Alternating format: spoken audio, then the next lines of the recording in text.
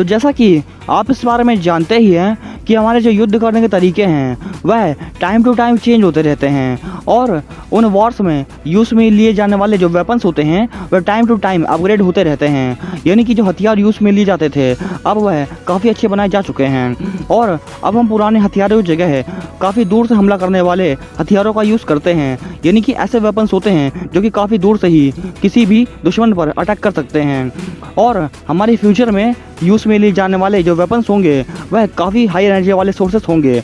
यानी कि हमारे फ्यूचर में जो वेपन्स यूज़ में लिए जाएंगे उनमें काफ़ी ज़्यादा एनर्जी स्टोर होगी और उन्हीं हथियारों से फ्यूचर के युद्ध लड़े जाएंगे। और हॉलीवुड की फिल्म स्टार वॉर्स के वेपन्स जो थे उनकी तरह ही बिल्कुल सेम ऐसे ही इंडिया भी वेपन्स बनाने जा रहा है जिसके हमले से जो भी दुश्मन देश होंगे वह कांपने लगेंगे और हमला करने से पहले ही उनके पसीने छूट जाएंगे। तो चलिए जानते हैं फ्यूचर में बनने वाले और यूज़ में आने वाले इन फ्यूचरिस्टिक वेपन्स के बारे में।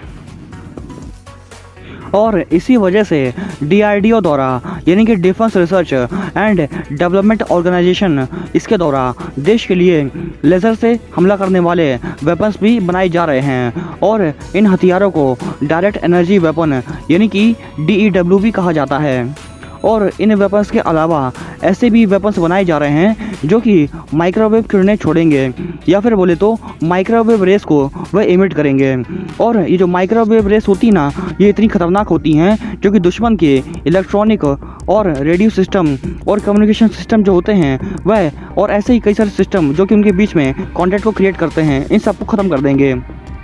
और कम्युनिकेशन की कमी की वजह से और कमांड न दे पाने की कंडीशन में जो दुश्मन होता है ना वह बहुत ही कमज़ोर हो जाता है क्योंकि जो माइक्रोवेव रेस होती हैं वह पूरा दुश्मन का कम्युनिकेशन सिस्टम ख़त्म कर देंगी। और ऐसी कंडीशन में जब पूरा कम्युनिकेशन बंद हो जाएगा तो ऐसी कंडीशन में दुश्मन पर हमला करना बहुत ही आसान हो जाता है।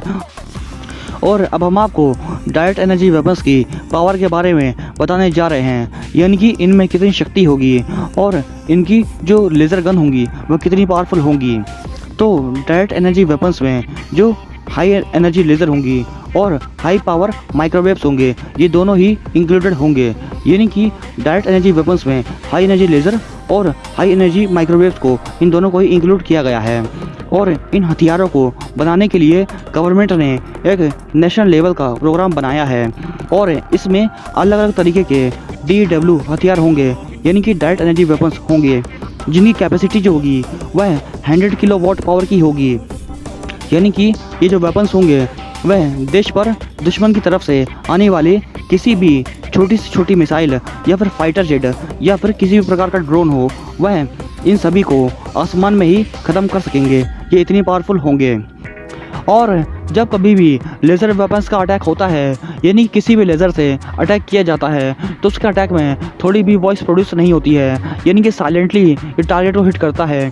क्योंकि जैसा कि आपने कई सारे वेपन्स में देखा होगा कि जब कभी भी किसी पर भी बुलेट चलाई जाती है तो उसमें काफ़ी ज़्यादा वॉइस आती है। यानी कि जब कभी भी बुलेट हिट करती है टारगेट को तो उसमें भी आवाज़ आती है और जब गन चलती है उसमें भी आवाज़ आती है। और इसी प्रकार से कभी भी मिसाइल चलती है तो जब टारगेट को हिट करती है तो उसमें आवाज़ आती है। और जब कभी भी बॉम्ब ब्लास्ट किया जाता है तो उसमें भी काफ़ी ज़्यादा ह्यूज अमाउंट में वॉइस प्रोड्यूस होती है।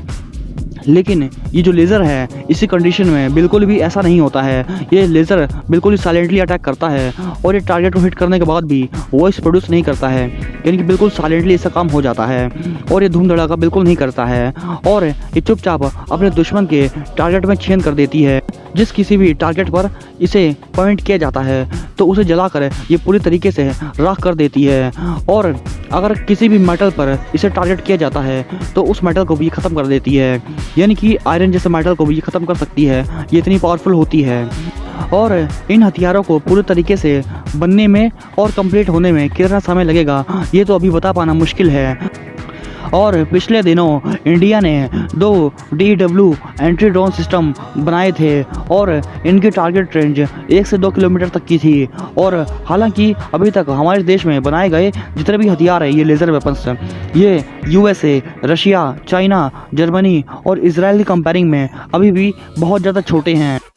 लेकिन फिर भी ये जो लेज़र वेपन्स है ना इनके यूज़ से भले ही इतने छोटे हैं इनके यूज़ से हम एक बार में एक से ज़्यादा ड्रोन्स को ख़त्म कर सकते हैं या फिर किसी भी प्रकार के व्हीकल को उड़ा सकते हैं, या फिर किसी प्रकार की बड़ी सी शिप हो उसे भी एक बार में ही ख़त्म किया जा सकता है। ये इतने पावरफुल हैं।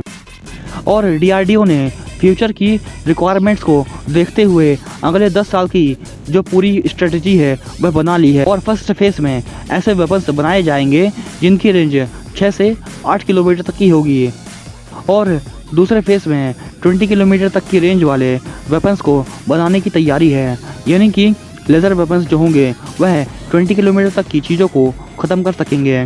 और इन वेपन्स की खासियत है कि इनसे दुश्मन का बचना मुश्किल है। यानी कि ये जो वेपन्स होते हैं ना, ये इतना एक्यूरेसी से अपना काम करते हैं कि इनसे दुश्मन बच नहीं सकता है, और ये बहुत ही एक्यूरेट काम करते हैं।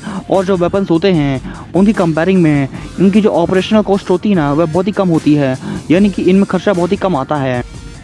और ये जो लेज़र वेपन होता है यह एक साथ कई सारे हमला करने वाले टारगेट्स को एक साथ ही संभाल सकता है। यानी कि ये कई सारे टारगेट पर एक साथ ही अटैक कर सकता है।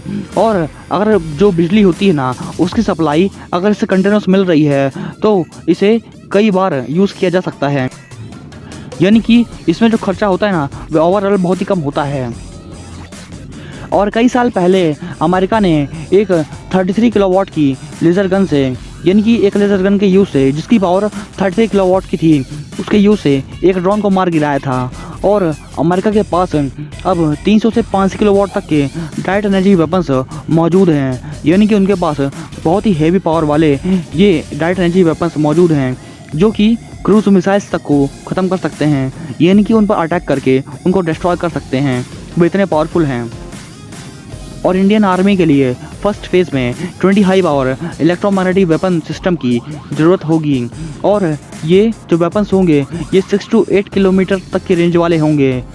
और सेकंड फेज़ में 15 किलोमीटर रेंज वाले हाई पावर इलेक्ट्रोमैग्नेटिक वेपन्स की ज़रूरत होगी, और ये बनाया जाएगा। और ये जो डायरेक्ट एनर्जी वेपन्स होते हैं इनका एक बहुत ही बड़ा फ़ायदा ये होता है कि इन्हें सिर्फ एक ही जगह पर रखकर कई किलोमीटर तक का हमला किया जा सकता है, या फिर किसी भी हमले से बचाव भी किया जा सकता है, वो भी सिर्फ एक ही जगह पर रखकर। और इससे निकलने वाली जो रेडिएशन होती है ना वह बहुत ही ख़तरनाक होती हैं, भले ही वो इलेक्ट्रोमैग्नेटिक हों या फिर सब एटॉमिक पार्टिकल हों या फिर माइक्रोवेव किरणें हों, ये सभी दुश्मन को पल भर में ख़त्म कर देती हैं। और किसी भी मिसाइल को ख़त्म करने के लिए कम से कम 500 किलोवाट तक का लेज़र वेपन होना चाहिए।